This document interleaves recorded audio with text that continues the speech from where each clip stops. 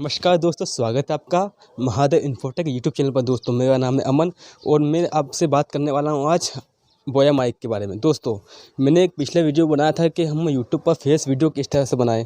उस वीडियो पर दोस्तों ओनली एक कमेंट आई थी कि अमन भैया आपकी वीडियो तो अच्छा है पर उसमें आपकी वॉल्यूम कम आ रही है, अपनी वॉल्यूम बढ़ाइए।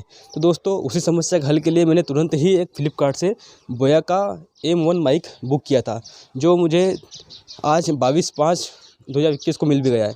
दोस्तों यह माइक मैंने 3 बार पहले ऑलरेडी बुक कर चुका हूँ, पर किसी कोरोना की वजह से, डिलीवरी बंद होने की वजह से यह माइक मुझे मिल नहीं सका था।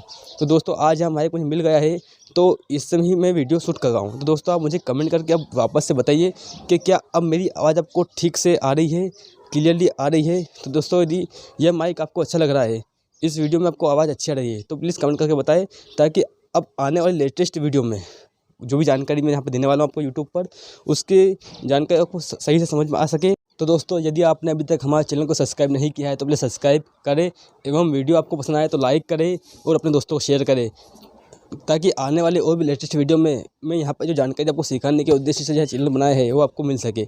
दोस्तों सपोर्ट कीजिए छोटे भाई को और मिलते हैं नेक्स्ट वीडियो में।